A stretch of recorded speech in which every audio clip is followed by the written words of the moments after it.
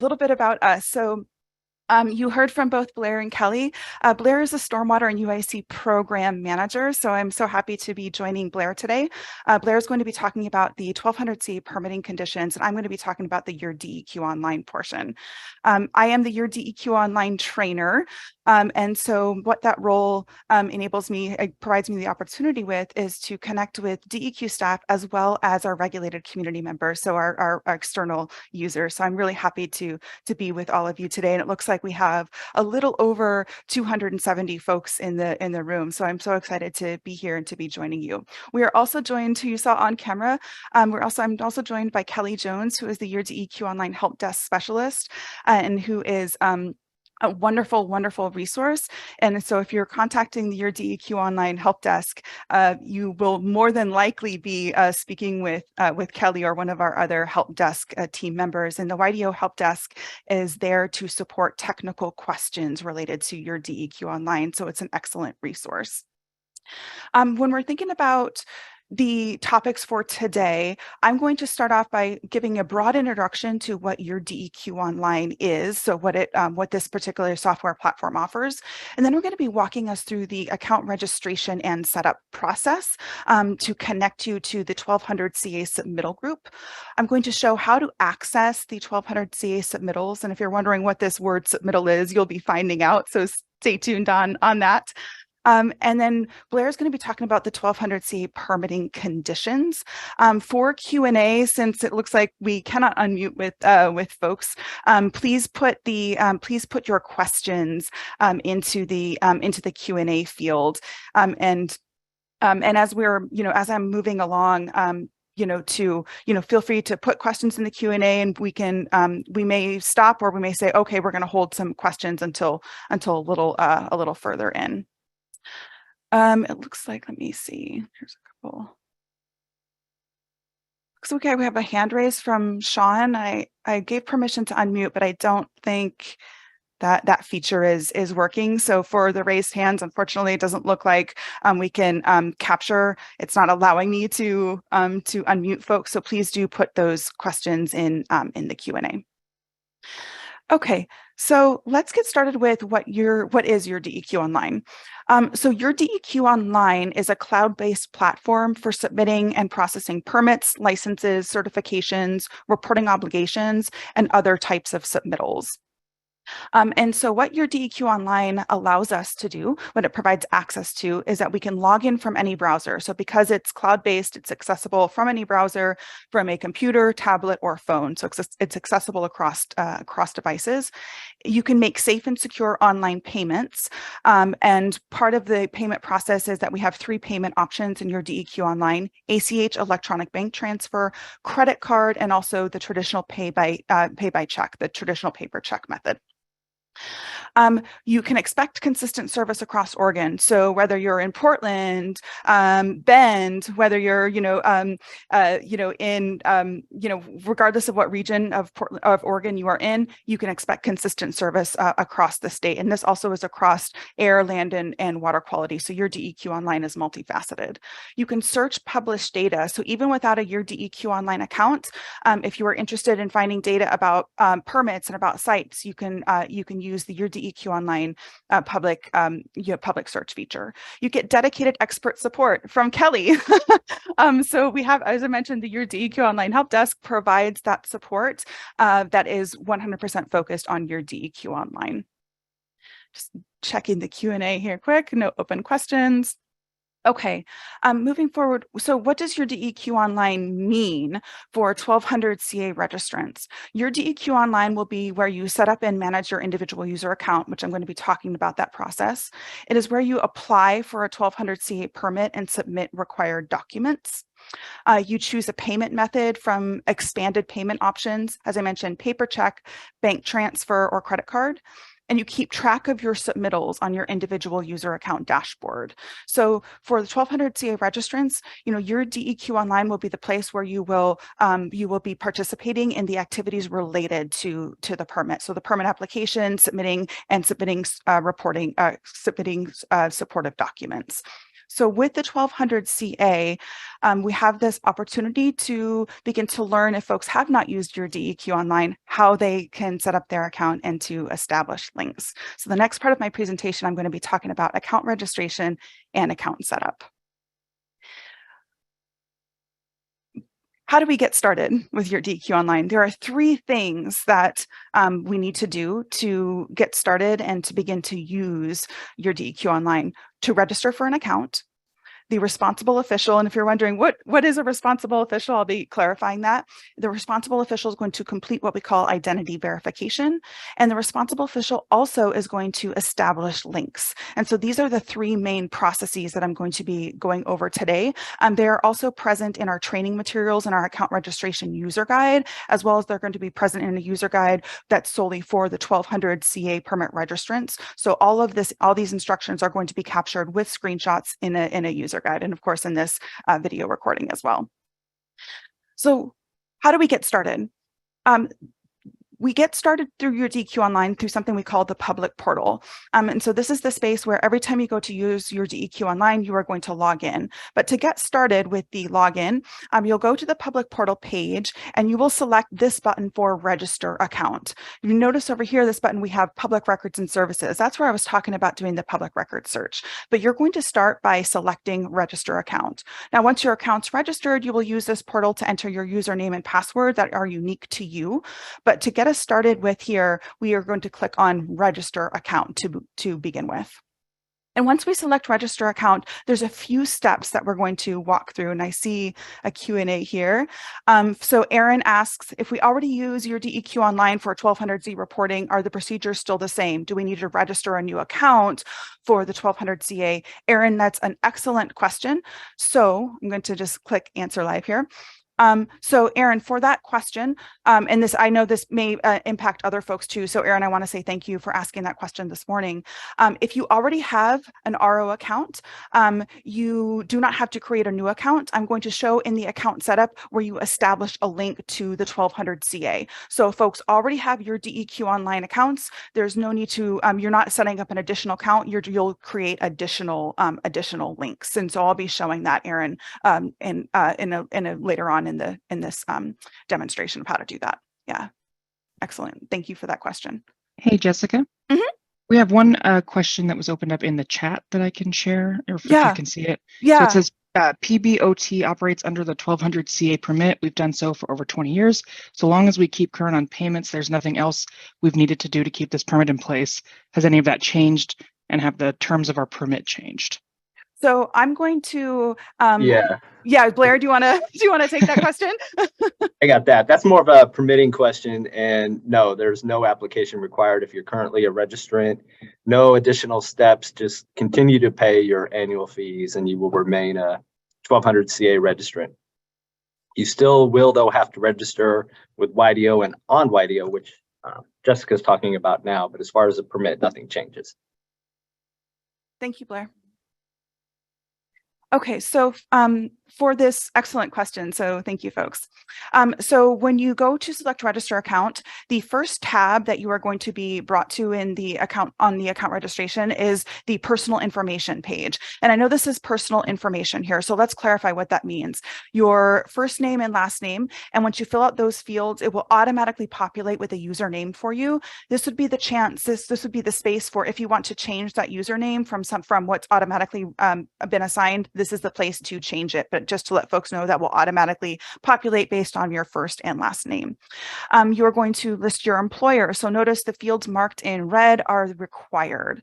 So employer, office phone number, and then email.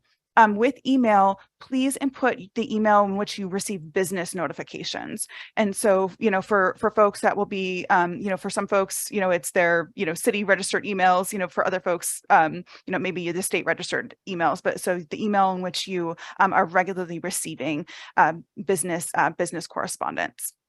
The mailing address, I get questions from folks, what mailing address? The mailing address that you receive business correspondence to. And so that if that's, your work address, or if it's you're working from a remote location, but be sure it's an address that you are receiving business correspondence with. And I see just really quickly in the chat. Okay, there was a thank you. Yeah, you're welcome. That's a wonderful question. Just wanted to make sure I was capturing everything. So you will fill out this personal information here. And then the next tab that you will be brought to is one of the key decision-making points in your DEQ Online. So it's one of the first key decision-making points. So I'm going to go through this slowly so we can provide some clarity into account types. There are 3 account types in your DEQ Online: the RO account, which is an abbreviation for responsible official, a consultant account, and a general public account. I would like to read through each of these definitions here to provide further clarification on what's the difference between each of these roles. So the responsible official, the RO, is the person who's legally authorized to sign permit applications, licenses, certifications, notices of termination, and other required reports. So it's the legal assigning authority person for that particular site or facility. The consultant, on the other hand, is a person who can prepare documents on behalf of the RO, but cannot certify and submit documents to DEQ. So it's the person who can, once the RO provides permissions, can fill out submittals, but ultimately it would be the responsible official who is submitting to DEQ. We have a third account type, which is the general public account, and those folks pay invoices and respond to public notice. So there's great differences in each of these account types. So the RO is the signing authority for the facility. The RO needs to link and provide permissions to the consultant if the consultant is going to be filling out any of the applications or materials on behalf of the RO. And so that relationship between the RO and consultant is an important one. So what I'm going to be showing today, we're going to walk through the RO establishing the links and potentially giving permissions to a consultant if an RO is working with a consultant. So I'd like to take this moment and to launch a poll to see which account type right now, and looking at this, do you think is best for you? The responsible official, consultant, general public, or it's certainly great to say, I'm not sure yet. It's still early Monday morning. I'm not sure where I'm going here.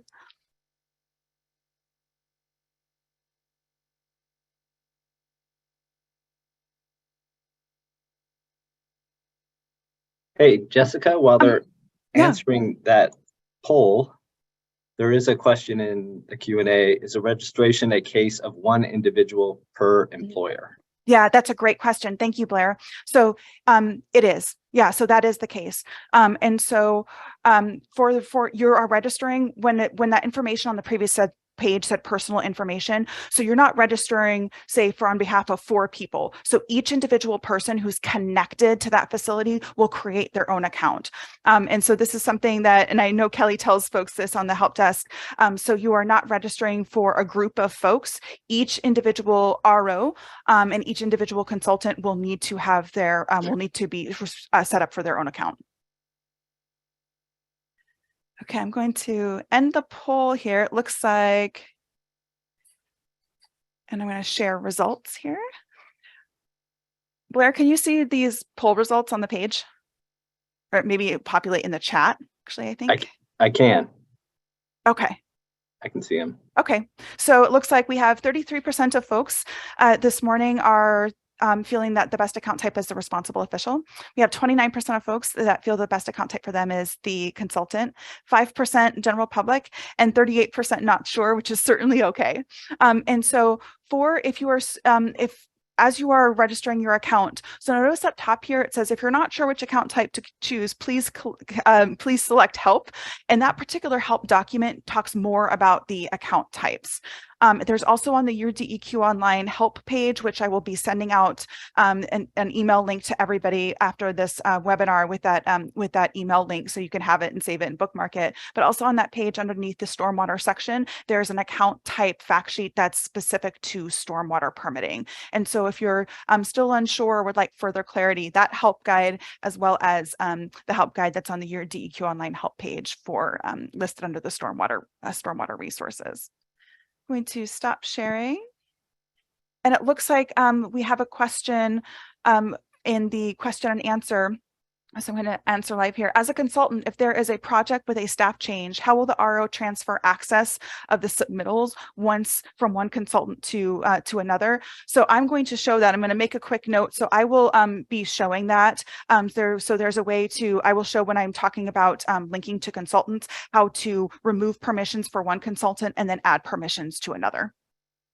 It's a great question. So I'll be sure to show that.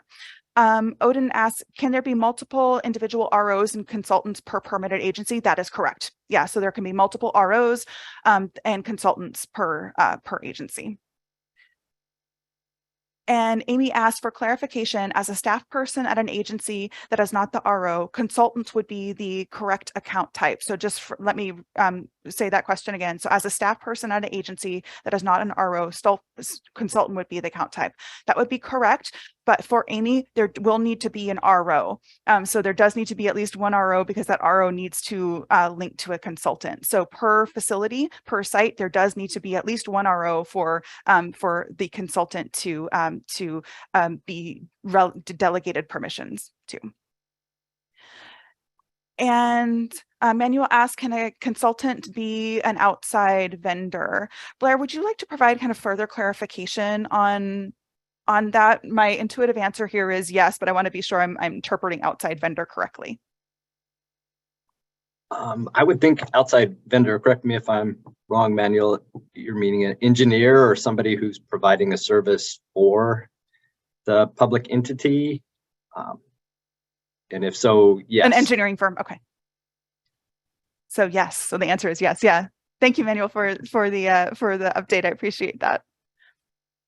And Colby, what account type is the prime contractor working on an ODOT project? Okay, that's an excellent question. So for this, if the prime contractor is the legal signing authority, the RO. If not, then the prime contractor would be the consultant, and the RO, the signing authority for that facility or that site, would be the RO.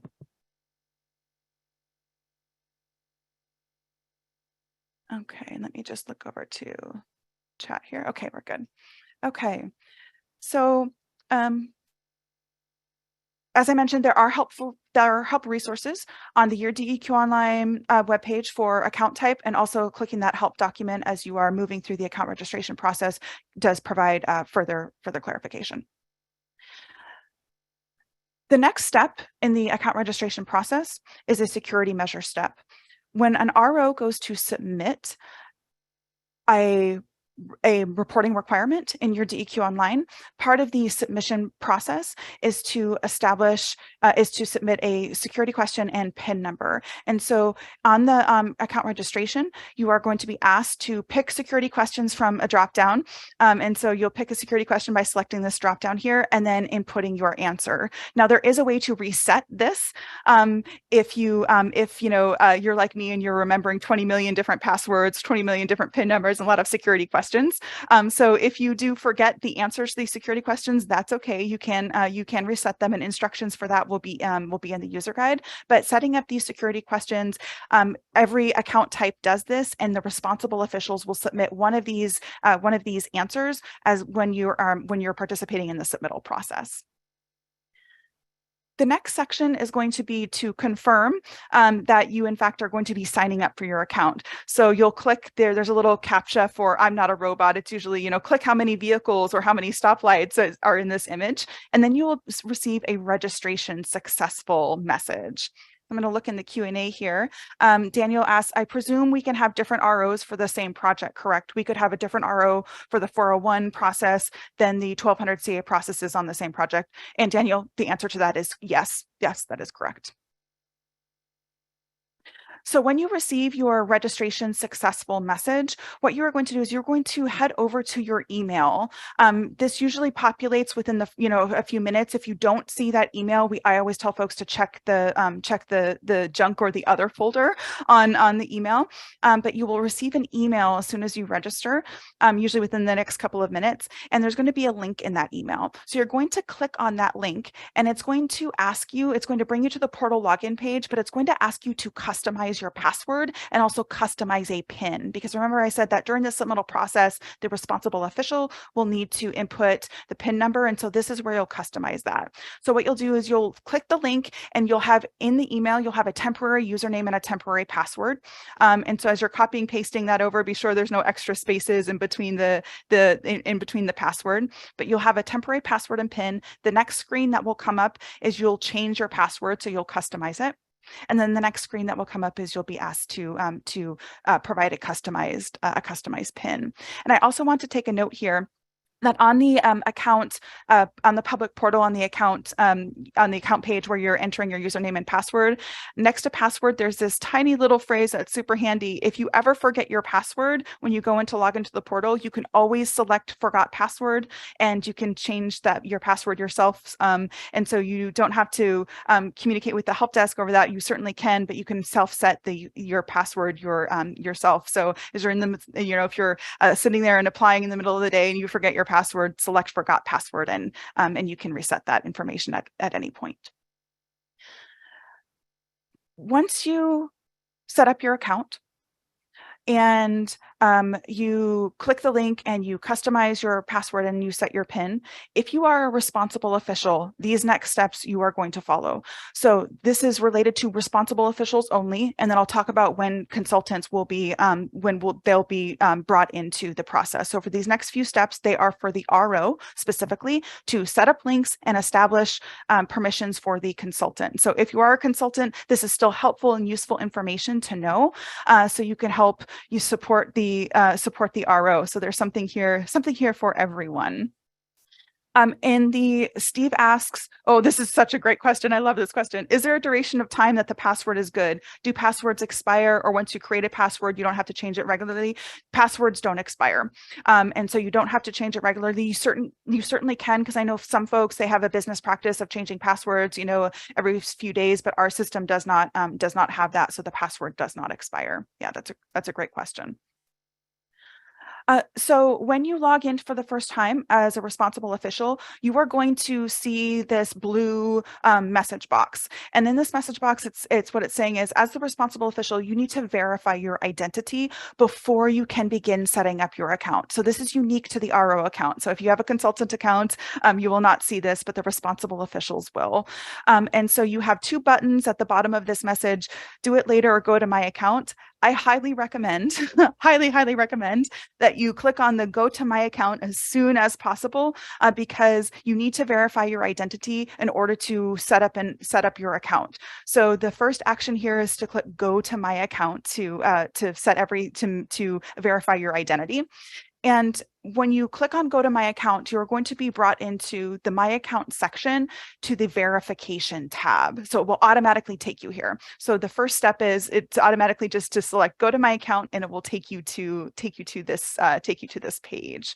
And so there are two different pathways for verifying your account. The first pathway here, which is over on the left, is through E-Verify. And what does this mean? E-Verify is a service that is provided by a safe and secure network, which is LexisNexis. So the information that you enter here is not stored on DEQ. We don't have access to this information.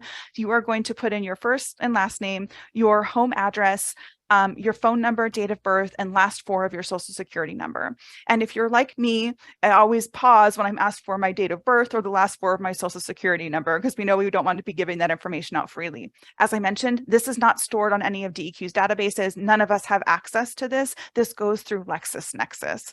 There are some helpful hints at the top of the page here. So if you see in this helpful reminder for ways in which things to think about. If you moved within the past 6 months, use your previous home address. And so that's a big one to consider. You have 3 opportunities to try E-Verify. And so if through the first opportunity you select E-Verify and it says, we're unable to verify you, double check your information and try again. So you have 3 opportunities for that. If those 3 opportunities do not go through, it's nothing that you did wrong. It just happened with technology, as we've seen this morning. Sometimes things happen. We have an alternative option, which is through the electronic signature agreement, which is called the ESA. And so what you'll do is this button here will highlight and it will say, print the ESA. So after you try E-Verify, and if that doesn't work, then you go to the electronic service agreement option. This option will not become available until you try E-Verify. So that's something to take note of. And as you're thinking about, the E-Verification versus, the ESA, please do keep in mind you have 3 opportunities. And so it will tell you opportunity is successful or the opportunity failed. And then after 3 tries, it will automatically move you over to the electronic service agreement option. Just so that will be, and this, as I said, will highlight when that option becomes available, and you'll select print. It's a 1-page document. And what you're going to do is you will fill out that document and ask for basic information of what facility are you associated with, what program, and a couple of other things such as name. And so for that, it's a 1-page document. One of the things with the electronic service agreement is that you do need to mail in the document. So we require a wet signature. So we require an original signature to be mailed in to DEQ. And there is an address at the bottom of that form where you're going to be mailing the document to. However, for expedited processing for the ESA, because as we know, things take time to process in the mail. So we ask that you send that original wet signature, that original copy, but you can also send a copy through email to Your DEQ Online at deq.oregon.gov. So you can send in an electronic version for expedited processing. We still need the original copy, so I want that to be clear. We still need the original copy, but we can expedite that waiting in the mail process by sending a copy of the ESA form into the help desk through that email. I'm going to pause for a moment here because I see some questions in the Q&A. So we have our first question from James. Per county council, only executive officer or ranking elected official for the public agency can be an RO unless the writing authorization is made to the DEQ director. So so James brings up an important point. Please do make sure you are adhering to the policies by your facility and by as for James said, it's per county council here. So DEQ does not provide advising on that. We don't say the final say of, oh, this person is responsible official, this person is a consultant. Ultimately, that is left up to individuals and to work with their facility contacts for that designation. We have another question. As a state employee, why would we supply a person's information needed for work and have unions agree that it's okay along with DAS? So I think I would benefit from further clarification from that. So if the individual, the participant who asked that question, if you could provide clarification here, I'm wondering if it's related to if we supply personal information needed for work. Okay, so I'm going to kind of see if I'm interpreting this correctly. And Kelly, let me know if you're interpreting this differently. But it looks like if you're asking through the E-Verify why you would do the personal information, that's the E-Verify, that's the E-Verification process. So it processes on personal information versus work information. But as I mentioned, if you go through that process, you could, if you're not feeling comfortable, with that process, you could, if you go through the 3 failed attempts, you can go over to the ESA form in which that, there's not personal information except name there. Kelly, Yeah, so the follow-up is they're asking if the union has agreed to it. So actually, I don't know the answer to that question. That would be a great question.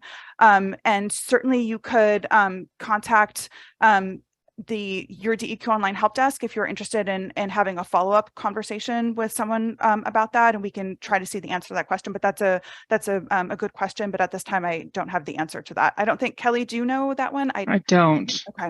Okay. Yeah. And it looks like we have the next question of when a prime contractor is working for an agency such as PBOT or ODOT and the contractor is the RO, does the agency need to formally delegate legal authority to the contractor? In other words, I had only though agency staff can be, or thought only though agency staff can be ROs for an agency's 1200 CA and contractors would be consultants. Blair, do you have some information here that would be related to registrants, particularly to the 1200 CA on this? I really don't. I can talk to Dave Okay. after. Okay, sounds good. Yeah. So Dave, Blair is going to be reaching out to you and having further conversation. Yeah. Okay. And Corey asked, why is identity verification important considering DEQ didn't do this prior to YDO and the offline process doesn't actually verify personal identity? So because this is an online process, there is this identity verification step. So it's part of making sure that we do not have folks using your DEQ Online and accessing information that they shouldn't have access to, right? So we're prioritizing, because it's an online system, that is one of our first priorities. So that's how it's different than the paper system is. With paper, we had that personal physical handoff through electronic systems. We don't have that. We have the cloud handoff, and so that identity verification is important, and that's for all folks in the system. Yeah. Okay, I'm going to thank you for the excellent question. So I'm going to move on. So for the ESA, you can send in that email copy, but then you're also sending in that wet signature. The next step is an important step. So I said one of the first important decision-making steps is to think about the account type, right? So that's important decision-making step number one. The second decision-making step that I would like to highlight today is the establishment of links. And so we were talking about earlier, someone mentioned, if I'm already linked to the 1200Z, right? If I'm already linked to that particular stormwater submittal group, do I need another account? And so this section, I'm going to highlight, no, you can link to multiple submittal groups if you are an RO. So there are a few links that you're going to establish to set up your account. So after the RO registers and completes identity verification, there needs to be some establishment of links to the submittal group, to the facility, and if applicable, to a consultant. If you're an RO that's not going to be linking to a consultant, you won't have to establish that link. But I'll be talking about those differences and those designations. When we are thinking about the access that we have to your DEQ Online, once you've established identity verification, your account is a blank slate. So we need to connect it to the 1200 CA submittal group. And so how do we establish those connections? So in the account type tab, so in the name badge, so you'll select my account, and we were up in verification, but you're going to go over to the account type tab. So the my account section, you'll select that, it's the name badge icon, and then you'll select the account type tab.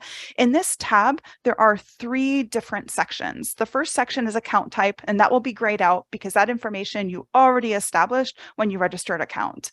The next 2 sections are the submittal group section and the facility submittal group permissions. And so this is where you are going to establish links. As I mentioned, this is important because up until now, your account is a blank space, and so now we're going to begin to customize. And so you are going to link specifically to the 1200 CA submittal group. And so how do we do this? So you'll notice from this list, and we're adding new programs to your DEQ Online this year, so this list will grow. But you'll see here we have NPDES Public Agencies Only 1200 CA. So you are going to select that to link to the 1200 CA submittal group. For many folks, or for some folks on this call, you may already be linked to the stormwater construction or stormwater industrial. So you can link to as many submittal groups here as needed. So it's not that you can just link to one and that's it and you need to do a new account. No. One account, and you can select as many submittal groups as you need to access to participate in your DEQ Online activities. You take a look at the chat here. We have that Eva says, just want to make sure I've got this right. Let me see. For PBOT and 1200 CA permit that we've had for over 20 years, we don't need to set up any of this account information that Jessica is now describing. Sure. And Blair, do you want to give guidance on that for folks who've had longstanding existing permits? Sure. Yeah, Eva, you would have to set up ROs and consultants as Jessica is describing. YDO is, as you know, somewhat newer compared to the permit. It's started just about a year and a half ago. Mm-hmm. So even though these permits have been around 20 years, you need to establish yourself on Your DEQ Online as she's going through now, and all the responsible officials you're going to have for projects and anyone associated with those projects that PBOT is going to perform. Thank you, Blair. So with the going to the submittal groups and establishing links, you will click this checkbox for the 1200 CA that, as I mentioned, if you are linked to other submittal groups links, that's still okay. That's perfectly fine. So if you need to be linked to other submittal groups with your RO account, that's okay. One account can be linked to several submittal groups. Now, when you select that checkbox for the 1200 CA, you are going to see over to the right here a warning triangle. And what this means is that DEQ staff, aka Blair, is going to be doing this. DEQ staff need to validate that link to the submittal group. So we need to validate, we need to be sure that particular RO should be linking to this submittal group. And so Blair, I'm going to bring you in here as you and I talked about last week, for folks, for facilities, what are you asking folks send you so you can verify that ROs should be linking to the particular facilities? What information would you like folks to send you? Simply an email I would recommend a document with the city or public entity letterhead signed by an official that states that the following RO or ROs can be added to the 1200 CA permit through YDO. So something that would document each individual, and that the city, county, agency, federal is aware of this. As you know, these are public agencies. We don't want anyone having access to these accounts. So we're taking this extra step, which isn't required on the 12C or other permits. But with this one, we want to make sure that the ROs are appointed by the public entity before we add them to YDO. Thank you, Blair. And so once Blair processes that information, what is going to happen is those permissions will be verified, and that warning triangle will turn from a warning triangle to a green thumbs up to let you know that those permissions have been added. So you're going to add the submittal group first, and then you're going to come down to the facility submittal group permissions, and you're going to select add permissions because you've now added to the submittal group, but the next step in the process is to add to the facility. You can do this at once. So you don't need permissions to add the submittal group and then add the facility. I recommend adding both of these at once, and Blair will approve the permissions for both. So you don't have to wait for the submittal group permission to be selected to have the green thumbs up to add the facility. You can do it all at the same time. Blair, did you have a question? Okay. I just saw the unmuted mic, so I wanted to double check. Kelly, did you have a question? We do have one more in the chat. Okay, Kelly. Not in the Q&A, but okay. Tori is saying that the DEQ online help desk is generally hard to get a hold of.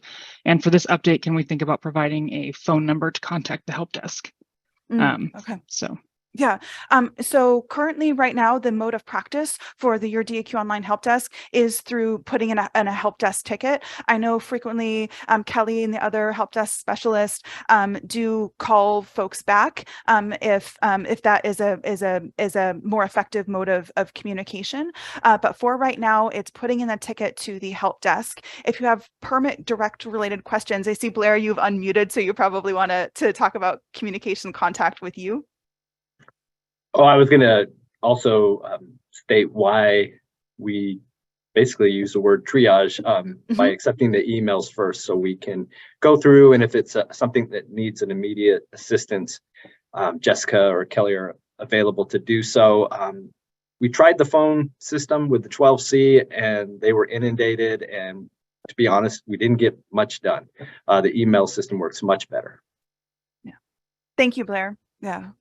And Blair mentioned with the triage, that's a standard help desk practice and something that we're very, very good at. So looking at assessing very, very quickly, what is the nature of this ticket? Is this something that Kelly and I are looking at and are able to resolve, or is this a permit related question? And then we will say, Blair, we have a permit related question. And then Blair will reach out with assistance for that question. And I see we have in the Q&A, we have, I was an RO at my last job, but probably not going to be an RO at my current job. How can I change my existing YDO account type? Elizabeth, that's a wonderful question. Thank you so much for putting that. It was on my list.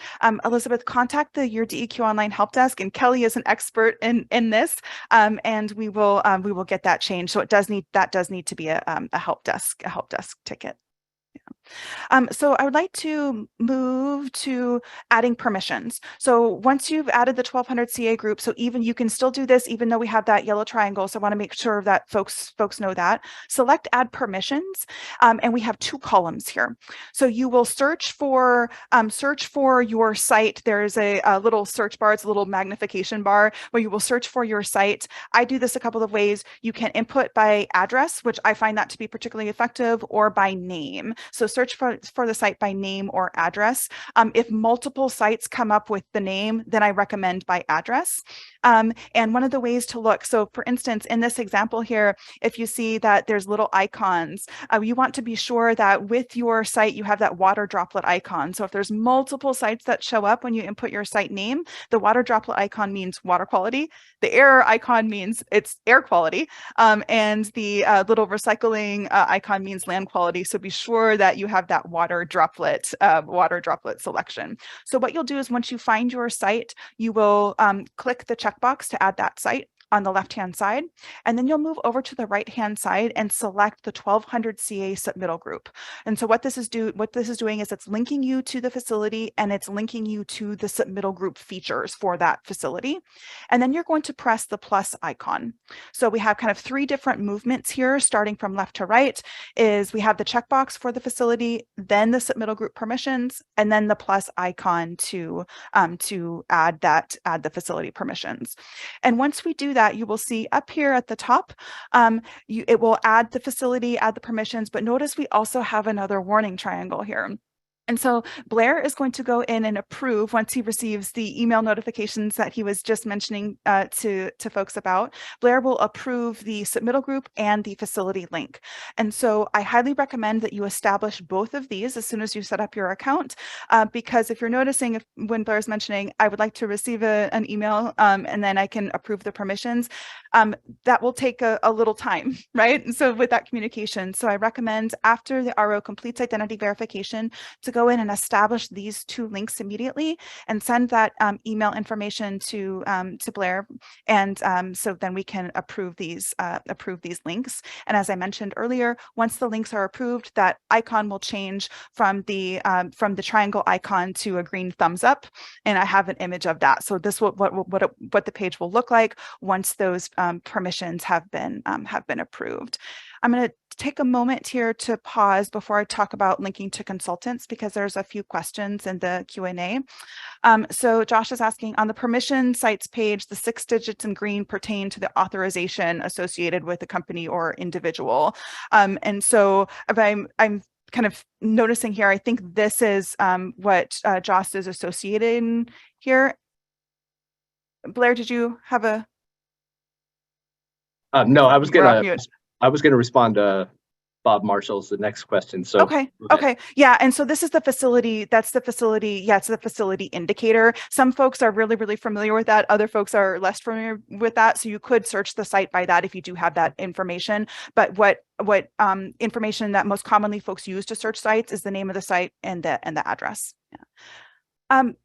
Blair, do you want to get to answer Bob's question? Well, I was hoping that what you just stated about linking the RO to the facility answers Bob's question. Okay. So, yeah. And so numerous ROs can be with the same entity and linked to different facilities. Yeah.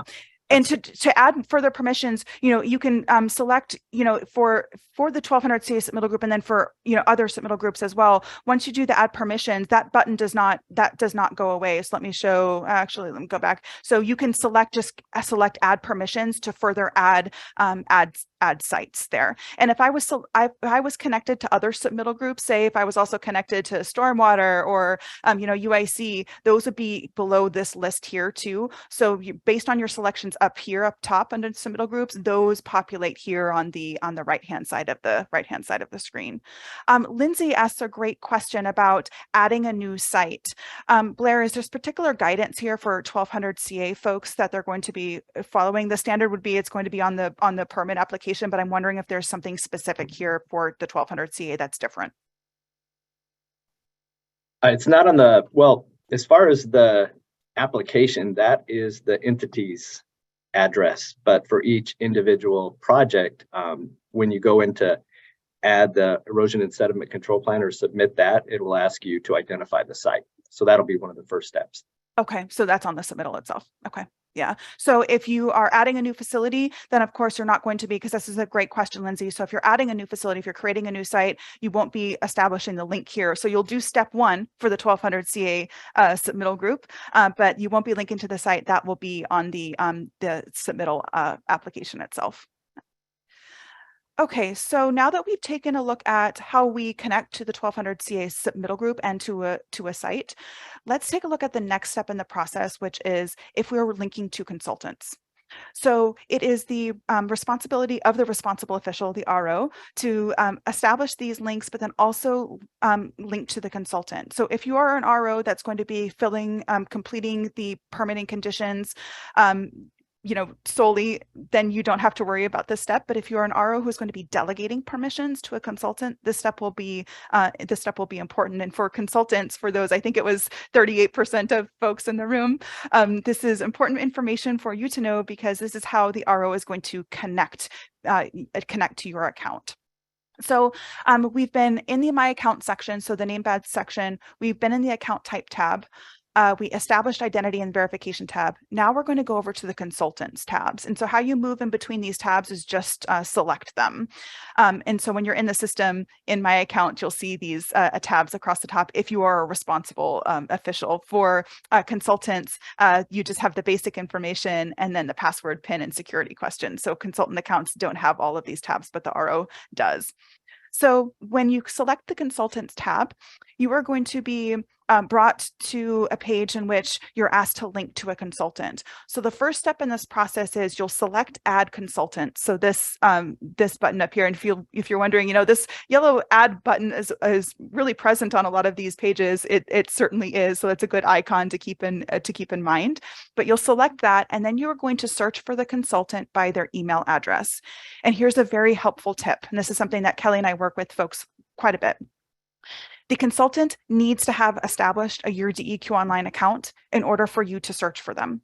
So there's a little bit of communication here involved with our own consultant for the consultant to establish their consultant account through Your DEQ Online, and then to let you know, I established the account through this email, because that's how it's going to search. So you're going to search for the consultant by the email address they used to register their account.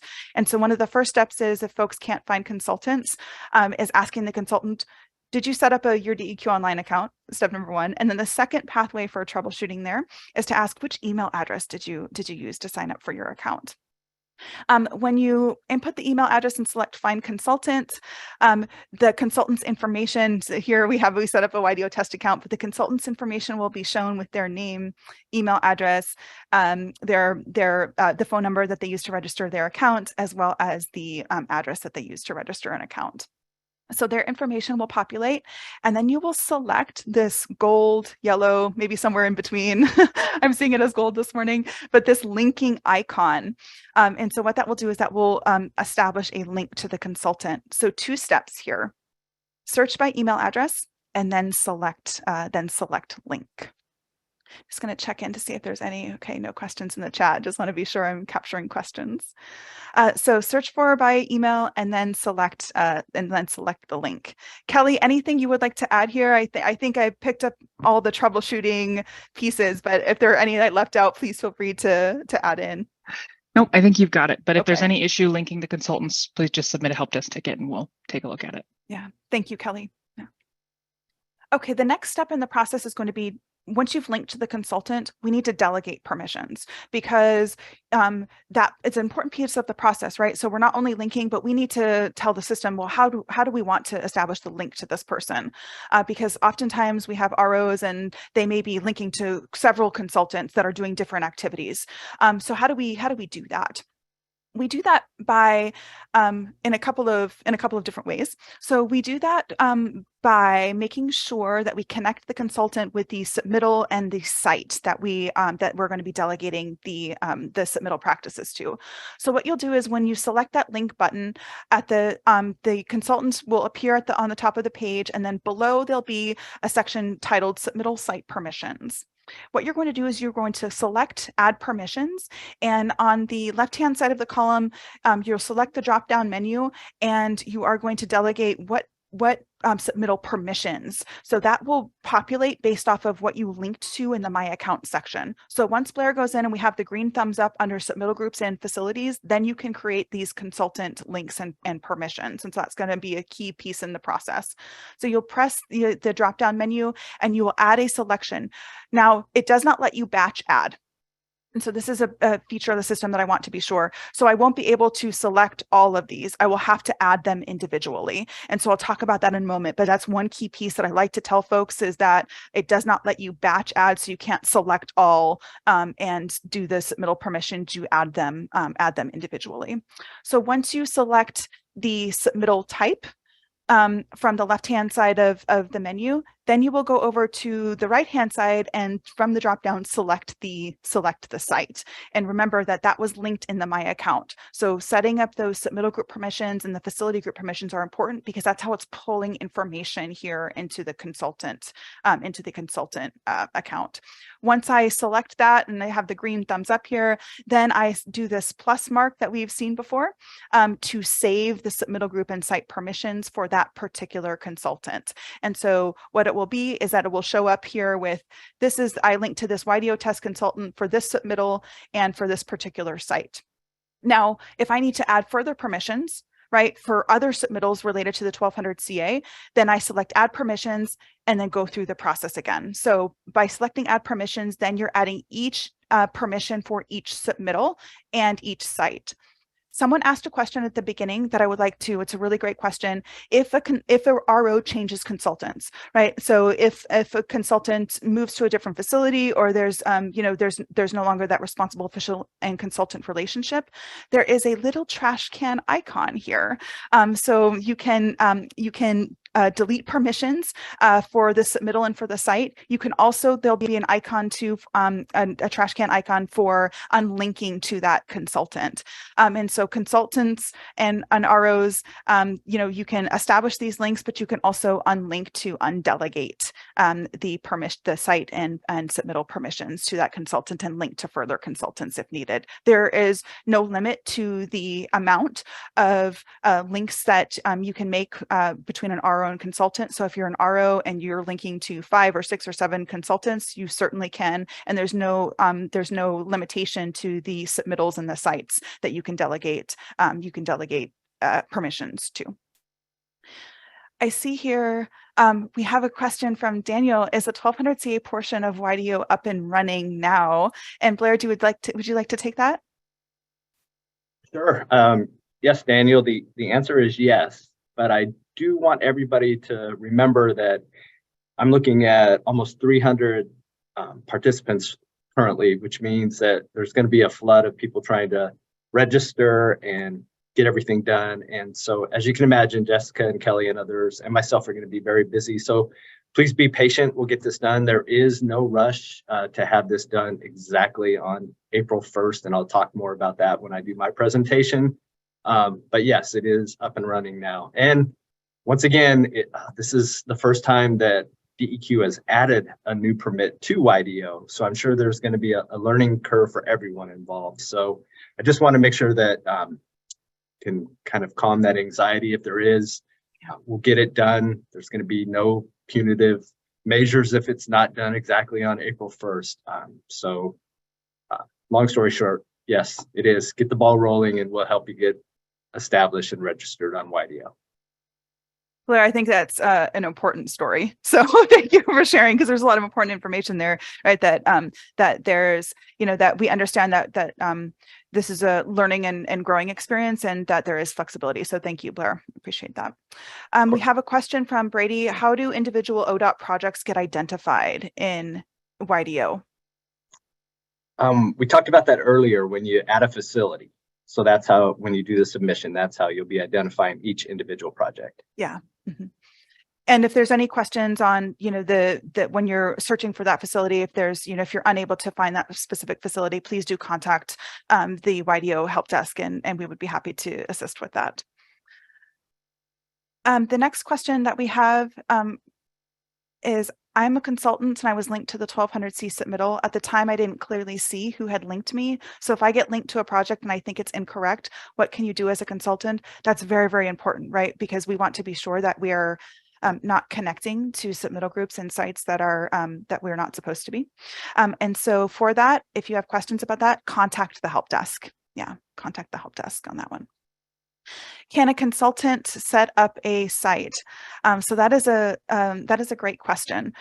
So for that question, the site will be set up, as Blair mentioned, on the erosion and sediment control plan. So once the so the answer is yes to that one. The long story. I was about to give the long answer before I gave the short answer. I apologize.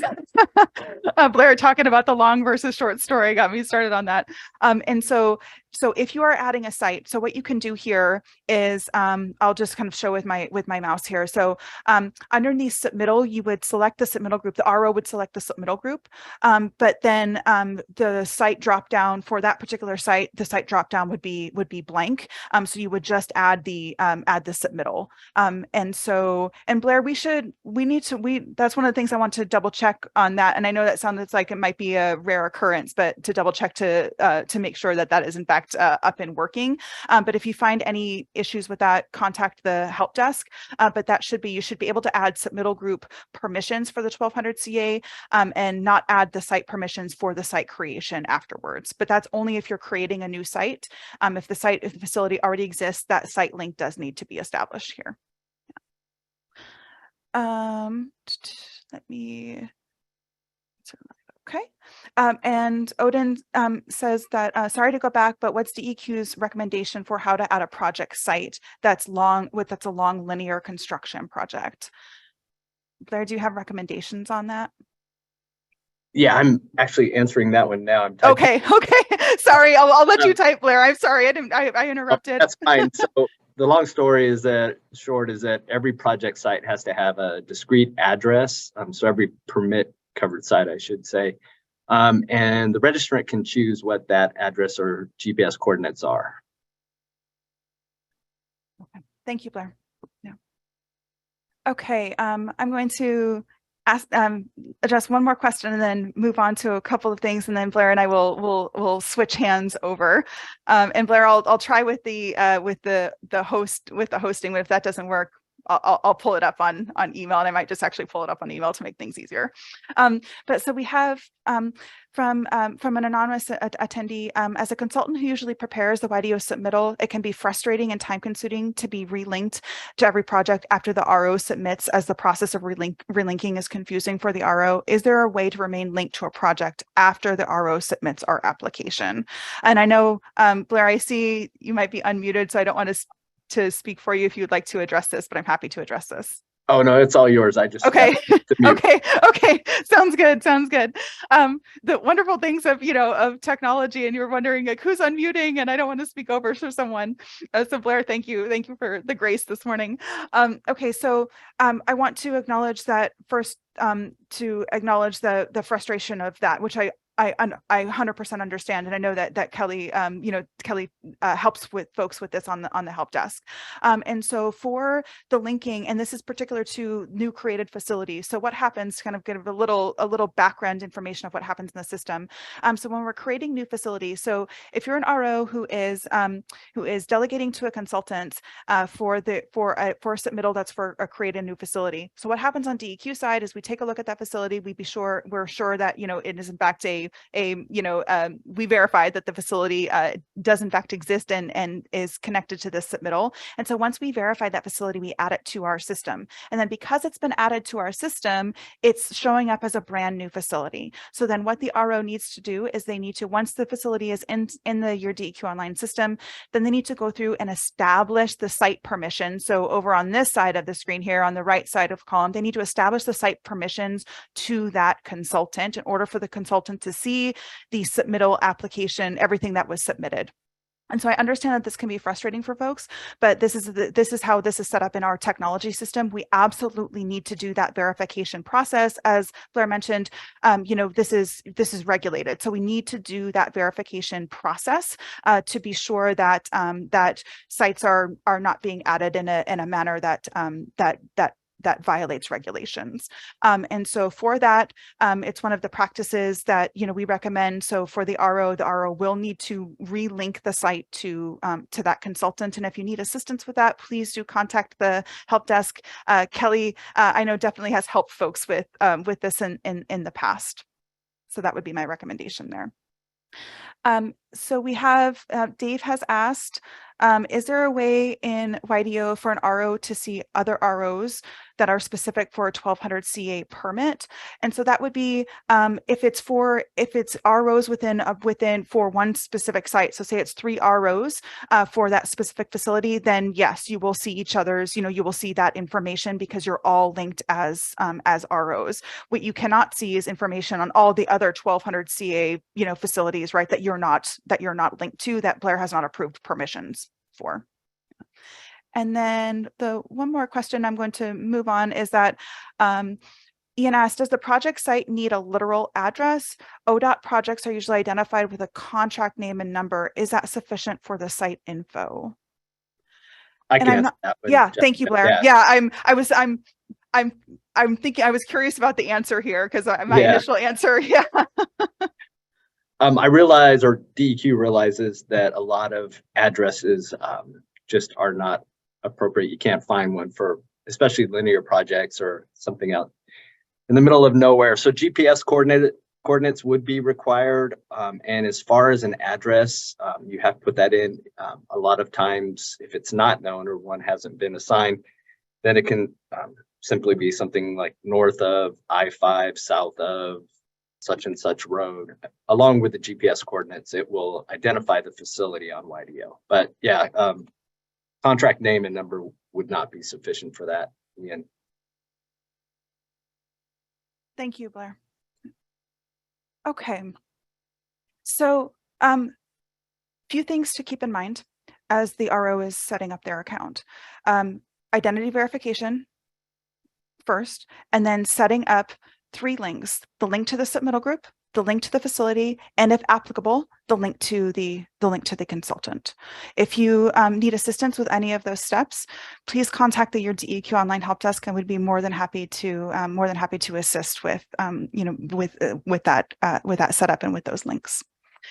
Before I hand the baton over to Blair, I wanted to show that there are a few things to keep in mind as you are navigating your DEQ Online. So notice I made a mention in my previous screenshots. I'm just going to go back here really quickly.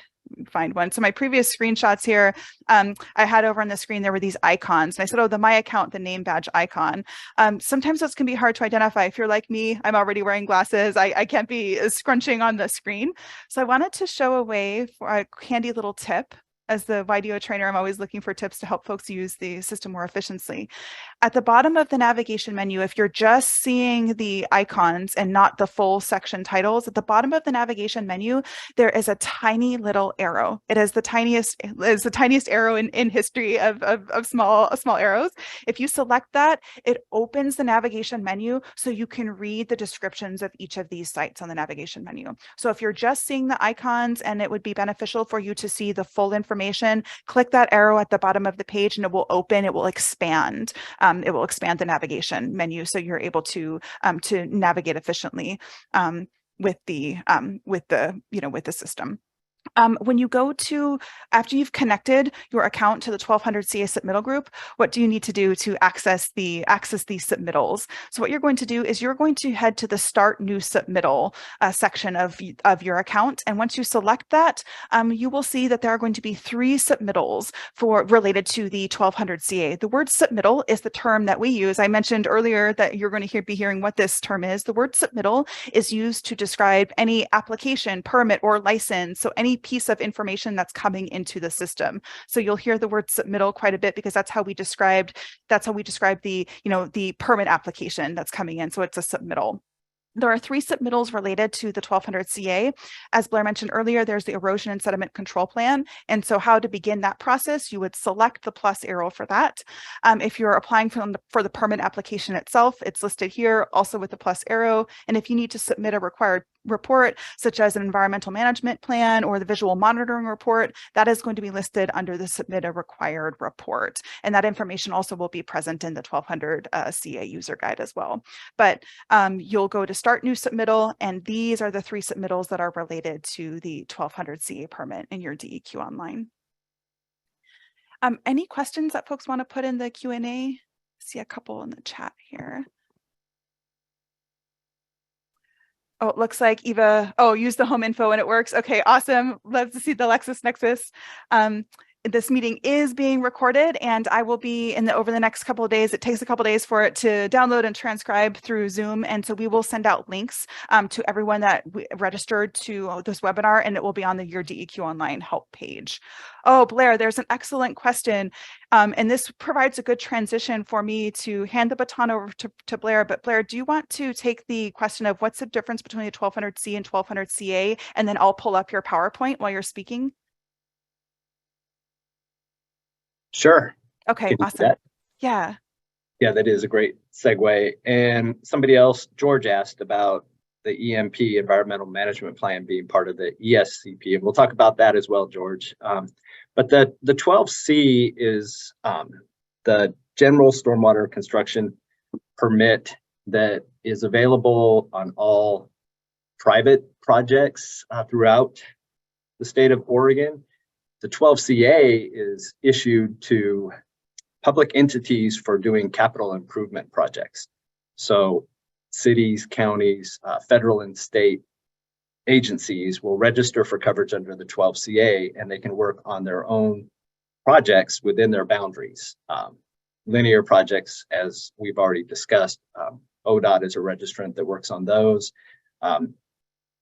Cities will register for doing work for their utilities.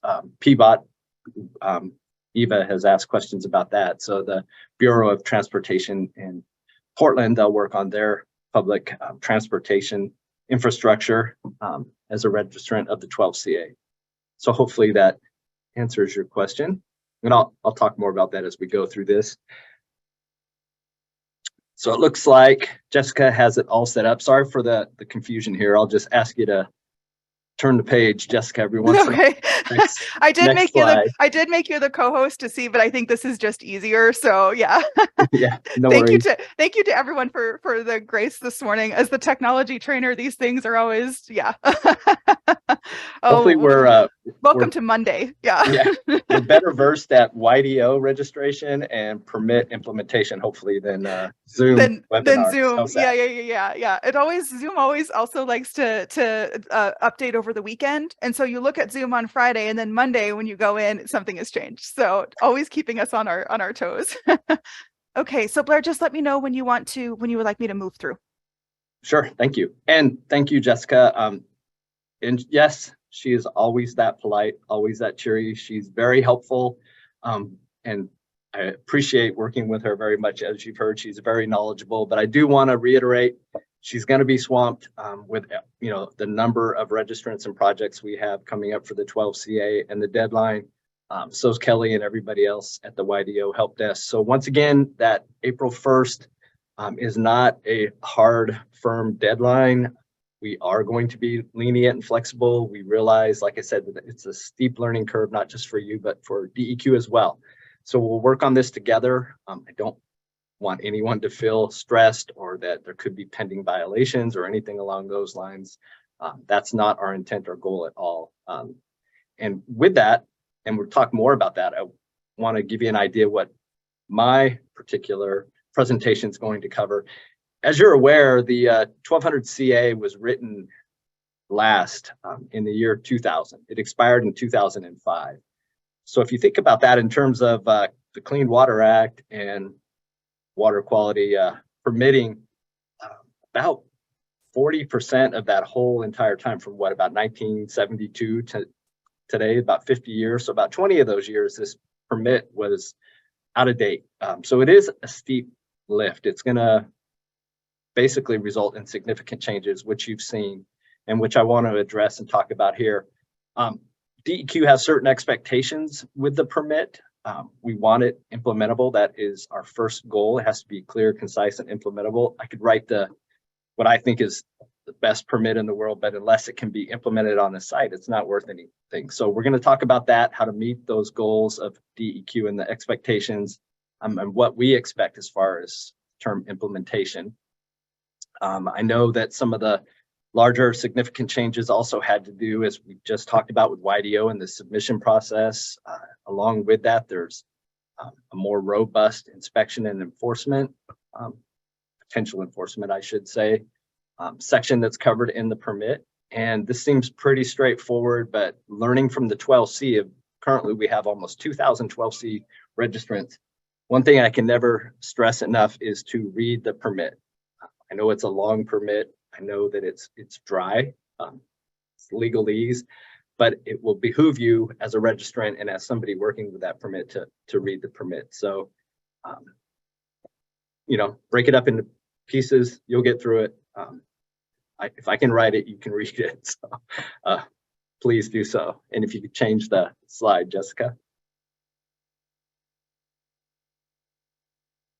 So, as we've been stating, all of the projects that have already started performing construction activities need to also be permit compliant by April 1st. Once again, that doesn't mean they all have to be submitted on April 1st. Can get them to us. I know ODOT, once again, I'm using you as an example because you have numerous projects in a regular fashion. As long as we see an intent that you're trying to update those ESCPs to current permit conditions and submitting them on YDO, that's fine. There's no way we're going to be able to handle them all on April 1st. And as you know, I'm going to review some, and I'll talk more about that later. So any project that is still going to have more than an acre of disturbance as of April 1st should have a revised ESCP. If it has less than an acre and it's going to be completed before October 1st, which gives you about 6 months, then do not worry about submitting it on YDO. We want you to concentrate on the bigger projects moving forward, the new projects moving forward. There's no reason to go back and to have to resubmit or recreate an ESCP and submit it on YDO for smaller projects that, as of April 1st, wouldn't even meet the 1 acre threshold that is required. In addition, projects that already are existing, if they have sedimentation basins, encroachment into natural buffer zones, contaminated soil on site that is known already and been addressed, or proposed engineered soils, they're going to be grandfathered. Those conditions, you don't have to go back and retroactively change your sedimentation basin requirements or natural buffer zone encroachments. That would be too difficult. It would require not just a change to the erosion and sediment control plan, but in a lot of cases, a change to the construction plan. So those you don't have to worry about for existing projects. Anything new submitted after April 1st, construction activities are going to be performed after April 1st. Then these conditions must be met. You can change the slide, Jessica.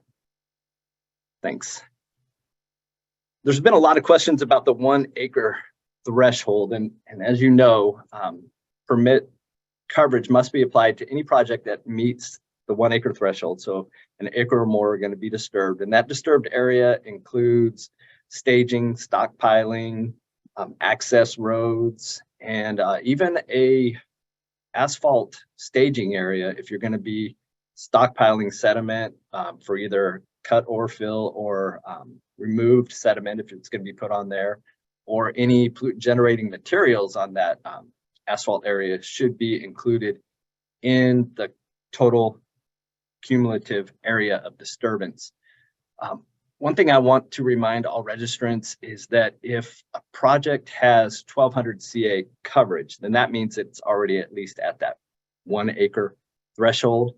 A lot of times, private contractors that are doing the work for the registrant, for the public entity, those private contractors will go secure staging area from a private landowner or something offsite that isn't land that is under the jurisdiction of the public entity. Because the project is already at an acre, it has 12 CA coverage. If a contractor goes and gets a site for the staging, regardless of size, that contractor now has to get 12 C coverage because that is a support area, an area of disturbance for that project, and it is part of the total project. So even if that contractor secures a 1/4 of an acre site, now the project is at least an acre and a 1/4. So it does require 12 C coverage just on that staging area. The entire project has to be covered by permit coverage. The 12 CA would cover land under the jurisdiction of the public entity. The 12 C would cover the staging area. They would have separate boundaries, but once again, the entire project must be covered. As well, a lot of questions have come up as far as when 1200 CA coverage must be applied. And if there are individual sites on a project, and once again, this happens quite often with linear projects, ADA requirements as far as handicap access on sidewalks, you might have them at different intersections throughout a town. If they're going to be performed one intersection at a time, and each site is less than an acre, in each individual intersection is less than an acre, then that would not require 12 CA coverage. That would be covered by local agencies, permits, MS4, whatever it may be. If they're ODOT projects, that would be covered by their MS4. But if all those discrete sites are having work performed simultaneously, and a contractor that's doing the work has one staging area to perform that work all at the same time, then if all those discrete sites add up to an acre or more, 1200 CA coverage must be applied. I see the questions are piling up. So. Yeah, I was going to, Blair, I said, there's some I think we can move to the end, but there's a few related to this. So is it okay if I'm going to pick and choose for ones for just this slide? So Brian asked, does the 1 acre include non-agency staging areas?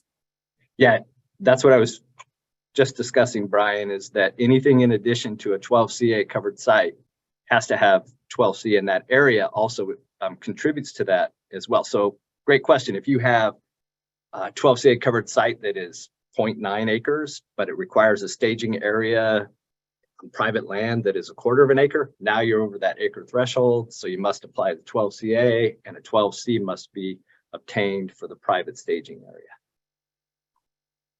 Blair, there's a question about if a jurisdiction has an easement, is that considered under jurisdiction? Yes. County rocked roads, would these also be considered access roads? If they're used to perform construction activities, yes. Okay. Does jurisdiction or registrant include an area within easement? Yes, yes. One clarifying question on the access roads, Blair. Access roads, would this be created roads to get to the site, or an established road that is rocked like a driveway? Are these considered access roads? Yeah, any roads that are going to be used to haul equipment, materials, sediment, those are all considered access roads. And Blair, there's a question. How are we supposed to know this during project design? We don't often know this information. That's a great question. You'll have to take your best guess, best professional judgment. A lot is not known during the, I would say, development of the erosion and sediment control plan, but you know you're going to have some access roads, a staging area, you know that construction entrances are going to be required, things along those lines. So you put them in the location that you feel would best suit the site from your opinion, developing the erosion and sediment control plan. A lot of times the contractor will be awarded the contract, go to the site and realize that this access road won't work. We need to move it or use a different one, or the construction entrance isn't appropriately placed. We're going to have to move it here. The erosion and sediment control plan is a living document working document that can be changed. So those changes can be made on site, and we'll talk about changes to erosion and sediment control plans and submission to DEQ and when that is required. Okay, You yeah, don't have to know it exactly now. there's a couple questions related to that, so I'll wait until we get to that section, Blair. Okay. Yeah. So I will move forward here. Great. Okay. And as you know now, a new change, significant change, is that any project that is 5 or more acres must be posted for the mandatory 14-day public comment period. The registrant can post the project documents, which are the erosion and sediment control plan, the environmental management plan. We'll talk more about that, and other documents that may be required and relevant to the project. They post those for a 14-day period, or you can submit those to DEQ and we can post those for you. DEQ will provide information to registrants that are posting those projects if comments are made, how to respond. Obviously, we have a lot of experience with that. We can provide responses to those comments. One thing to keep in mind about comments from the public, though, and I know this has been an issue talking to a lot of the registrants in developing the permit, is they expect to get comments, but you're only required to respond to water quality comments. You can, you must respond to all comments in the sense that it was received. But as far as having a substantive comment, it has to be water quality related. So, for example, I've worked with, once again, ODOT. I'm using you as the example because we've talked so much and you have so many projects. A lot of people might say that they want more lanes on the particular road. That doesn't apply to a water quality permit. So those type of comments don't really pose any response as far as water quality issues or modification that could be required of the erosion and sediment control plan. And So Blair, there were a couple of questions that folks in between these two slides. If one was that is an easement synonymous with agency controlled as far as needing to get a 1200 CA? Yes, easements, yeah, are under the agency jurisdiction. And then a further clarification about the access roads that we were talking about. Where do you start the access road, from the rock pit to within a certain distance of the area of disturbance?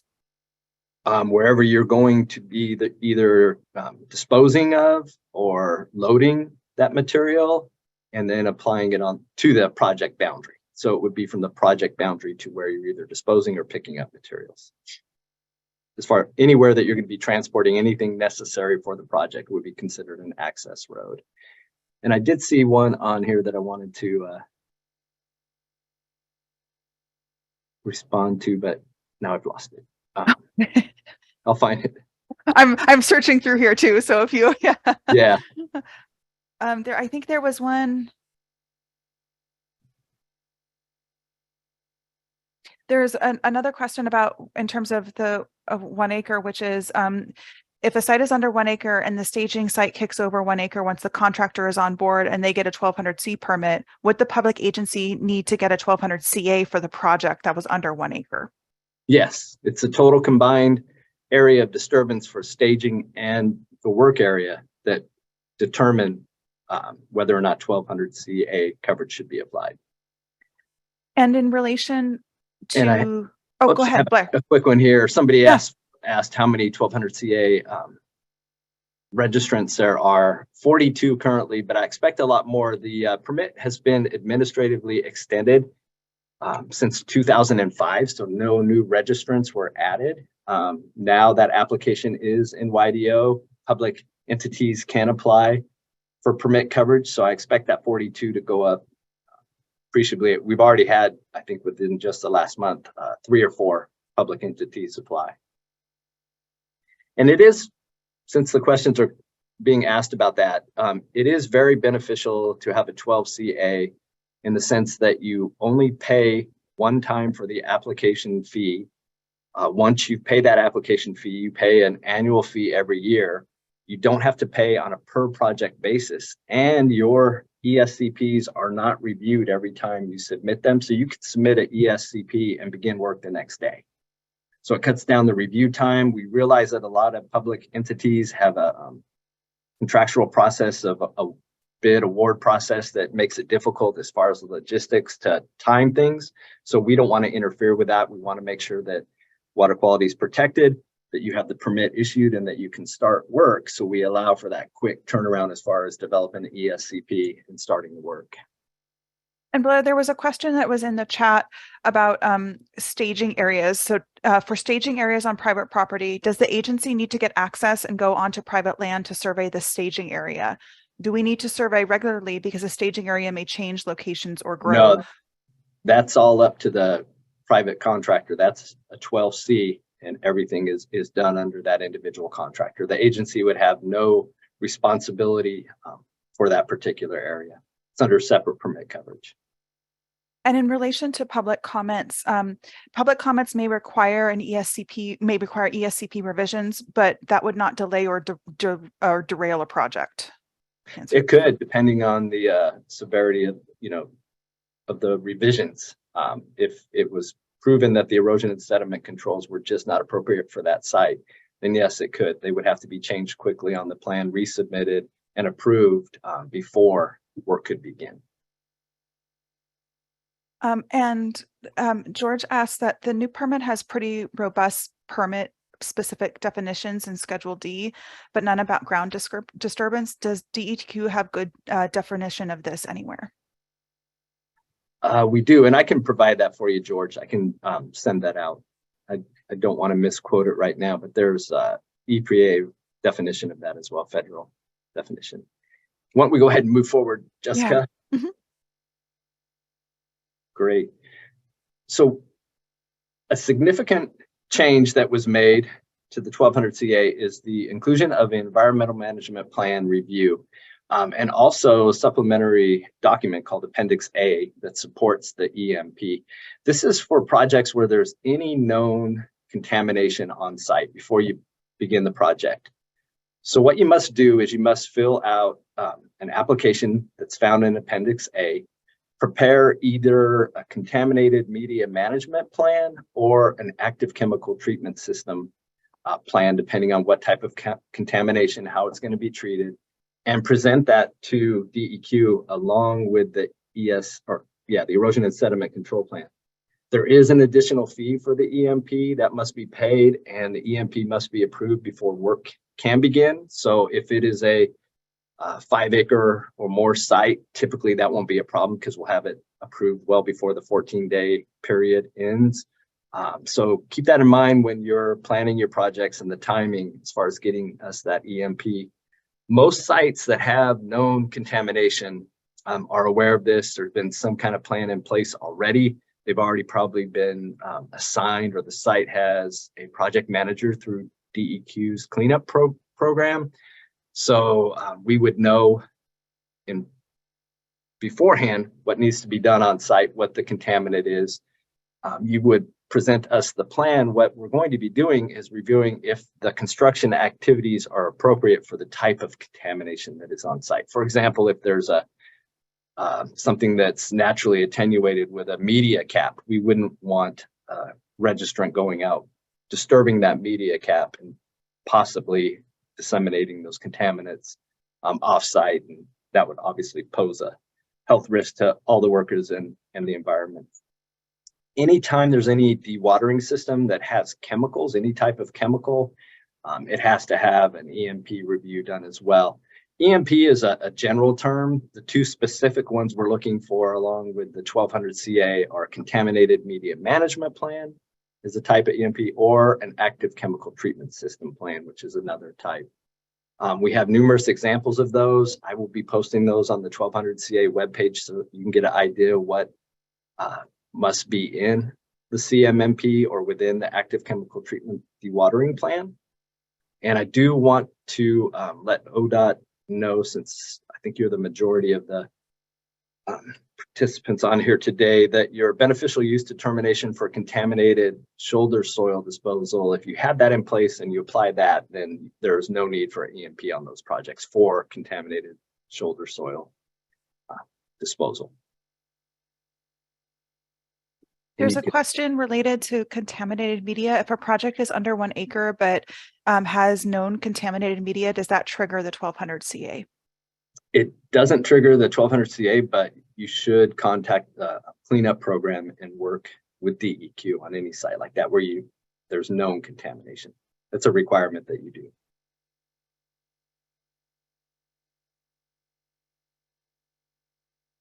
Okay, we can go to the next slide, Jessica. Thanks. Another condition that was added, and it parallels the 12C, is a mandatory 50-foot buffer requirement. Anytime a project is proposing to encroach on a water body, an associated or adjacent water body on site, and they're going to encroach within a 50-foot buffer zone, they have to provide justification that the controls that they're going to use within that encroached area are equal to and as effective as the original 50-foot buffer, whatever that may be. So if you have a 50-foot vegetated area, what you're required to do as a registrant when you submit your erosion and sediment control plan is determine a baseline for what the sediment removal efficiency of that vegetated buffer is. And once you determine that baseline, and that baseline is a rate, it's the amount of sediment that is flowing to that water body per acre of disturbance per year, then you can determine what we call the encroached or as-built profile, or a calculation that shows, well, we're going to encroach on that buffer 30 feet. We're only going to have a 20-foot buffer left. And these are the additional controls we need to meet the effectiveness of that 50-foot buffer. So actually what you're doing is you're hypothetically comparing work upland of a 50-foot buffer and work upland of a less than a 50-foot buffer, whatever your encroached area is. Let me show you what has been done with the 12C. And once again, this has been done for almost 2 years now. It's been very effective. Usually what most applicants do, I'd say 99% of the time, is provide Russell 2 calculations, which is an app that you can download from the federal government, either Department of Ag or from NRCS. I also have it in the necessary resources on our webpage at DEQ as well. So you can turn the page or the slide, Jessica, please. So you would use the app. It's pretty simple. You put in the climate for the particular area that you're going to be working in, soil type. Most of this information is from a geotechnical report, which you would already have. The topography, the slope of that site, and then you would create what we call the hypothetical work area with a 50-foot buffer. You'll notice the profile at the top left, right at 100 feet, you'll see a red arrow. That's where the 50-foot buffer starts, and it slopes down to the water body, which is at 150 feet. In this particular project, there's 100 feet of upland disturbed area. You'll notice it in step 4 as bare ground, rough surface, 100 feet. So we're looking at the hypothetical work with a 50-foot buffer. And if we did that with just the perimeter control of a silt fence, this particular project in this area with this type of soil and climate would deliver almost 25 tons of sediment to that associated water body per acre of disturbance per year. You can go to the next slide. So based on that, you have a 25-ton threshold. Now, if you're going to encroach in that buffer, now you're going 120 feet. You're only going to keep a 50-foot or a 30-foot buffer. Now you have to have additional controls so that you still are under that 25-ton limit that you determined with your baseline. So in this case, they contoured the grade, which causes an area of deposition instead of erodibility. They added straw wattles, which you'll see in step 4, segment 4, and they kept the silt fence. And by doing so, they were approved to work within that encroached buffer because their sediment delivery is at 14, which is less than their baseline. So as long as your encroached or as-built profile has the equal to or less than the sediment delivery of your baseline, it's an approvable encroachment, and the controls that you've selected are appropriate. I'm going to be talking about this a lot more. I'm always available to help with certain projects. I've been doing so on the 12C for 2 years, as I've said now. There hasn't been a project yet that we haven't been able to approve, regardless of soil type, slope, whatever it may be. So if you're an engineer, if you have questions on this, feel free to reach out and I can help you with this Russell II calculation. Oh, thank you. Because there was a question, Blair, about this, and this may be a follow-up question that would be more effective with a follow-up, but there's a question about the steps from encroached to mitigated. Can you explain the rationale for flattening the site slope on the mitigated condition? This seems like a comparison between the clearing phase and the mass grading phase. Right. The controls would have to be in place before you started grading, adding any fill, whatever it may be. But you're right. It's hard a true model would look at every step, adding the fill maybe 1 foot at a time, things along those lines. But we're just looking at the project as it sits, what is the slope of existing? And then what do you propose? What is the final slope going to be? And as long as you have those controls in place to prove that during that work, it's going to be protective of the water body, it'll be approvable. Hopefully I answered your question, but we don't ask for much more detail than that. And I think your question might be asking, is more detail required than that? And it's not. Mitigation would be something in the lines of a 404 or 401, I think, if that's what you're talking about. This is what we're trying to avoid. This is not a 1200 CA project. This is a 12C project. The water body from that pink painted line there is about 10 feet to the right. So obviously, if you have what I almost can't see the slope upland of this, but it's basically a mass wasting event, if you ask me. If you have something like this and there's no water body associated, it's still not good, but you can clean it up. Obviously, if there's a water body within 10 feet of something like this, that is a huge environmental disaster. So this is what we're trying to prevent, hence the justification of your controls and what you're installing and implementing on site through the Russell II process. And Blair, speaking of drainage, there's a question that came up. It must have been triggered from the image. So you talked about the 1 acre threshold. Is there also a context element related to drainage to surface waters, so waters of state wetlands, or drainage to MS4 systems? Yes, correct. There is. The threshold is the 1 acre, and then also if the site is going to drain to any water of the state, any surface water or conveyance system that ultimately discharges to a water of the state, such as an MS4 or conveyance, stormwater conveyance channels or pipes, then that's also another threshold that must be met. Thanks for bringing that up. I was focusing on the 1 acre, so thanks for that question. Another significant new condition and requirement of the 12CA is that anytime a sedimentation basin or a similar type of impoundment is proposed on a site, it has to be sized according to the site's drainage area. It has to be able to have the volume to detain all of the expected stormwater runoff from that site, which would be in permit conditions, 100% of the 2-year 24-hour storm event, or for every acre drained project site area, you have to have 3,600 cubic feet of storage in that sedimentation basin. These sedimentation basins have to be stamped by a PE, including the calculation showing the drainage area. And one thing that comes up quite often is if these sedimentation basins are ultimately going to be post-construction facilities, a lot of times post-construction facilities are undersized for construction facilities. Post-construction typically meet 50% of the 2-year 24-hour storm. So if you're going to use that facility during construction, you have to oversize it to meet the requirements of the 12CA. And then you can fill it in afterwards to the right size, which typically has to be done anyways, because if you're going to, I should say, a post-construction facility during construction, you have to abide by 1321 CI, which is this section. You have to restore that facility so that it can function as a post-construction facility after construction activities have ceased and final stabilization is achieved. If you turn or go to the next slide, please, thank you.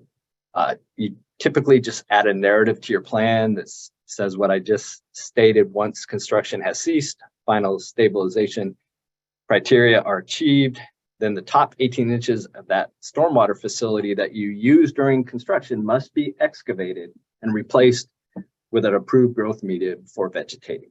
As you know, during construction, all the silt and sediment that is conveyed to that facility is going to clog the pores, embed that soil, make it difficult for vegetation to grow.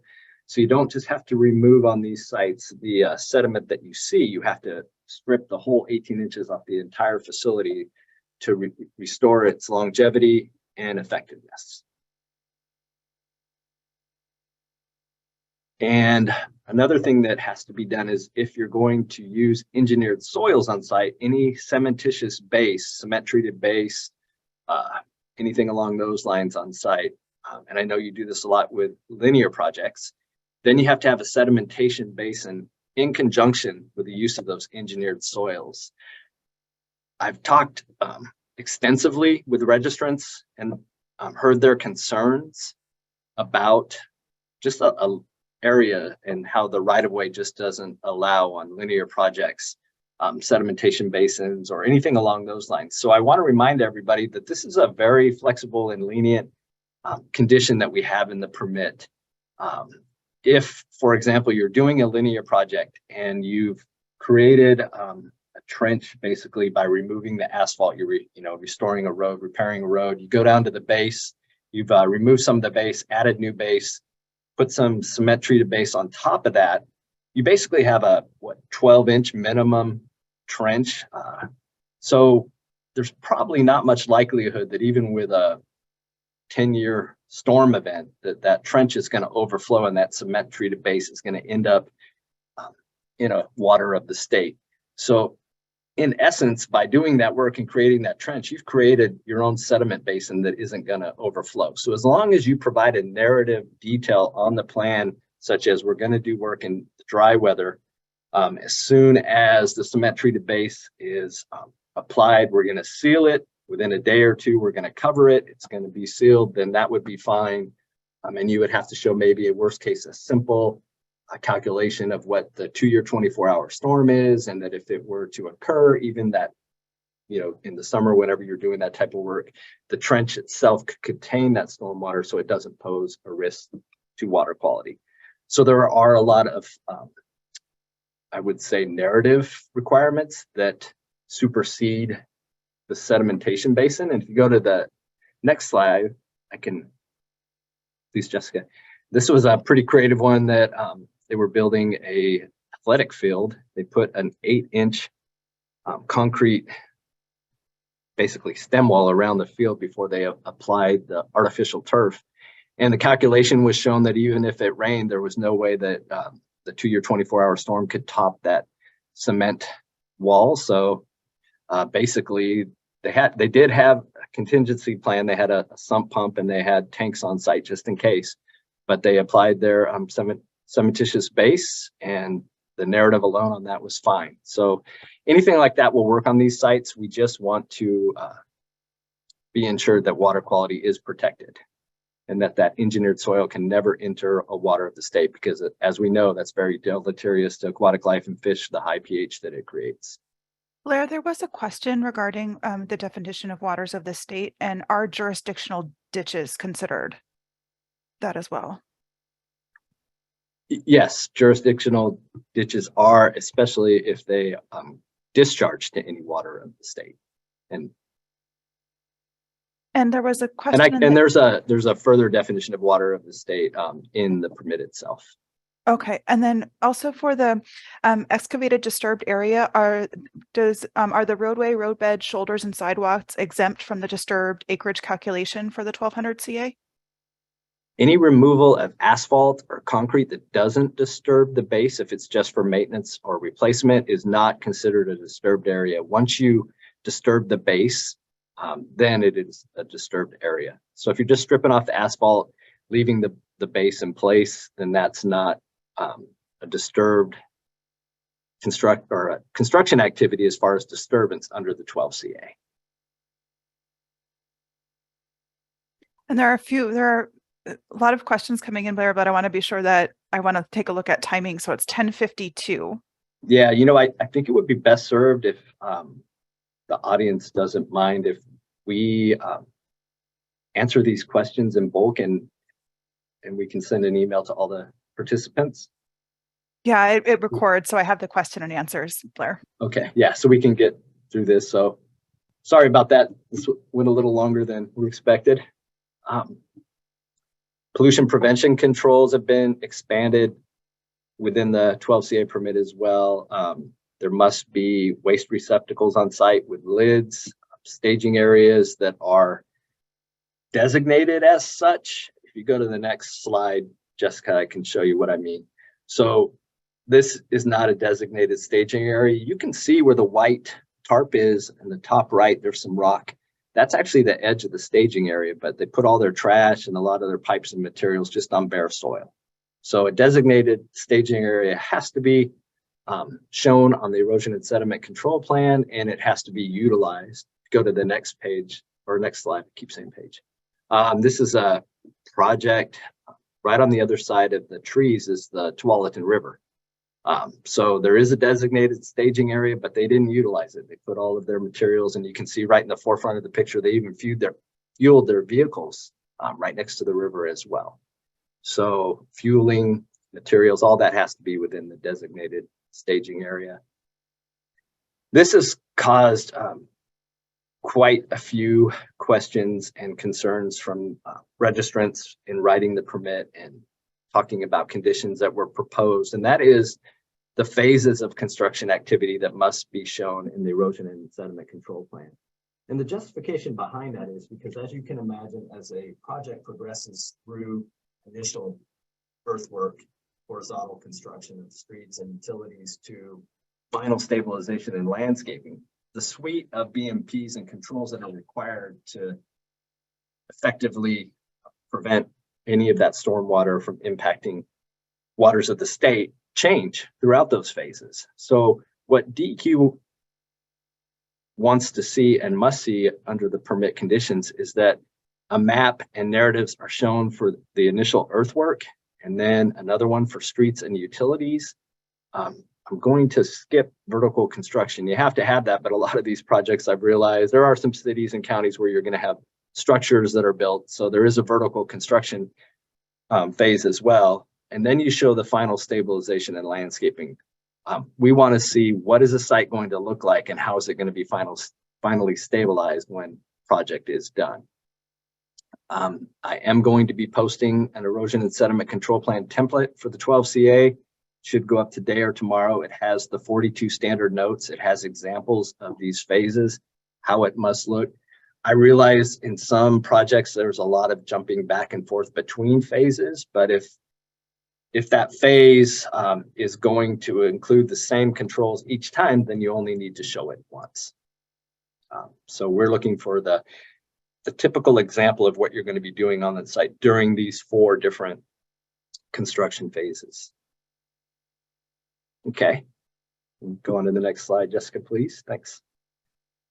So as I said earlier, there's a lot of changes that potentially could take place to an erosion and sediment control plan during work, even at the initial stages, because of the practice of the award of bid to a contractor, and then the contractor might go out on site and change things.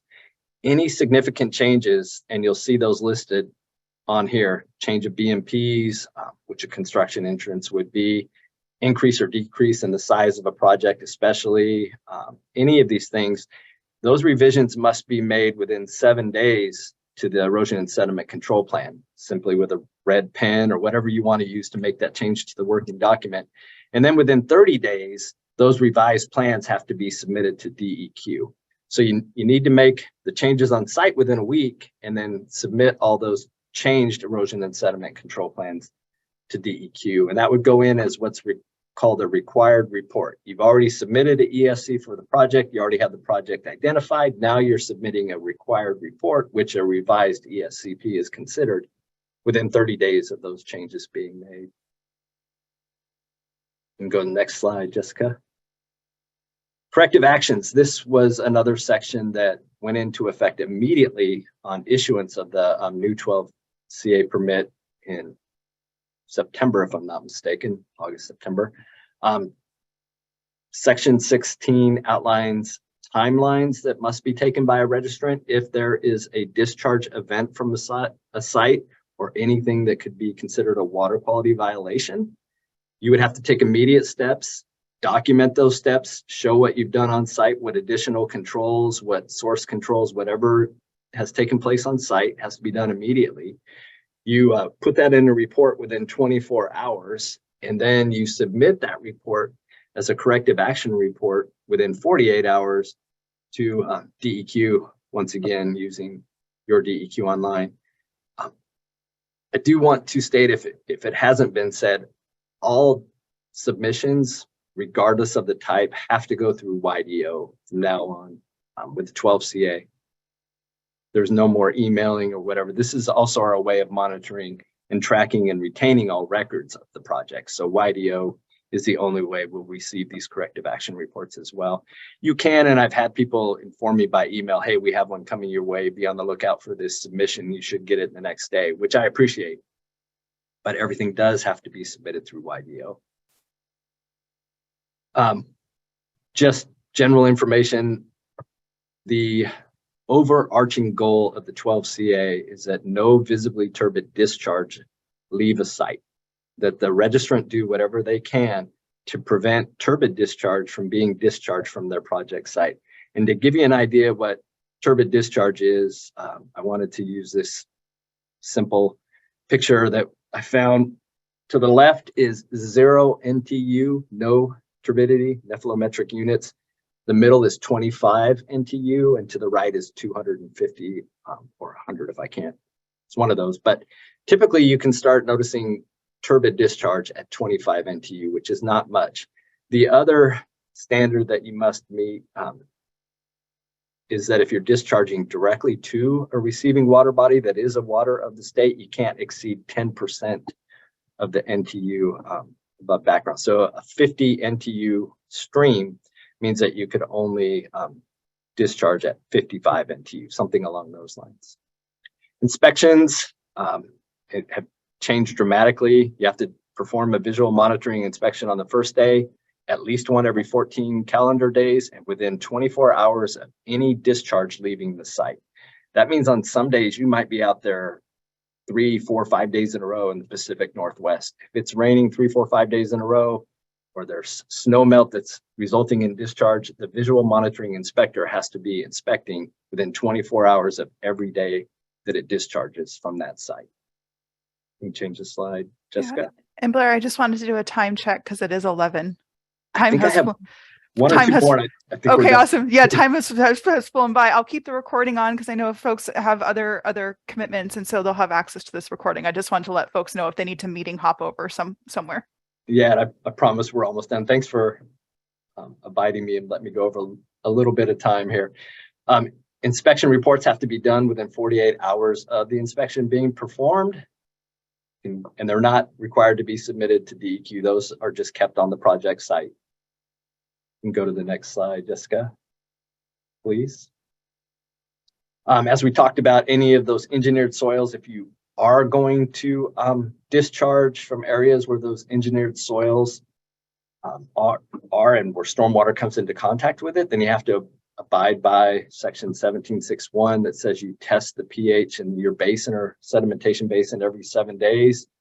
You test it prior to discharging, and you test it at the discharge point while discharging so that you make sure that you're in the standard unit range for whatever river basin area you're working in. And those river basins are defined in that OAR there, that rule, which will tell you, for example, in the Willamette, you have to be between 6.5 and 8.5 to discharge. But every river basin has a little bit different. These are additional documents I'll be posting on the 1200CA webpage. And there's a link to that webpage. You can find that just by Googling 1200CA and DEQ. And we only went a minute over. The next slide, I think, is just my contact information.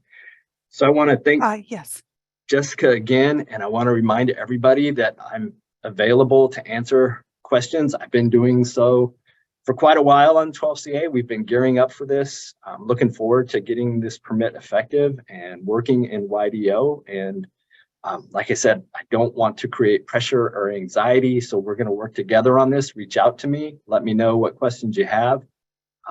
Not everything has to be submitted. And so you know, the 1200 CA module is available and active on YDEO, so you can go ahead and start registering as ROs, consultants, whatever it may be, and submitting your 1200 CA erosion and sediment control plans. Per the permit, we don't review those erosion and sediment control plans, but I am going to go through for every agency and try to at least review one or two just to work with you to make sure we develop a permit compliant erosion and sediment control plan. Once we've done that, you can use it as a template for all your projects moving forward. But if I do find revisions are necessary or something along those lines, it will not stop you from working. We're not going to do that. But we're just going to make sure that those erosion and sediment control plans meet permit compliance and then move forward. So I want to thank everybody for their time again. There were numerous participants. Like I said, we have 42 registrants. So I think we had 7 participants per registrant, which is great. Yeah, So we thank really you again. appreciate we appreciate everyone's time and enthusiasm today and grace for technology. So Blair, we had to ask for, so the follow-up information. And so Blair, I will be sending you the question and answer transcripts. There were several questions relating to access roads. That seems to be the hot topic of this morning. So there were several questions about that. But I wanted to say to folks, feel free to, one of the handy little tricks is, if you want to keep a copy of this slide, feel free to take a with your cell phone, take a photo of it. Just a little hack that I use. So you'll have Blair's information, but we will be sending out a follow-up email to let folks know. Here's the link to the webinar, and here's the link to the information that Blair presented for all the information that's going to be added over the next couple of days to the 1200 CA DEQ Stormwater web pages. And if you need any technical assistance, so any YDEO technical assistance with account registration and linking, please talk to the help desk. And then Blair's information here for questions related to the permit specific activities. So thank you for everyone's participation this morning. And Blair, thank you so much for leading this discussion. And I want to say also thank you, Kelly, for helping us out. We're in deep gratitude for everyone here today and to help make this process a success for folks.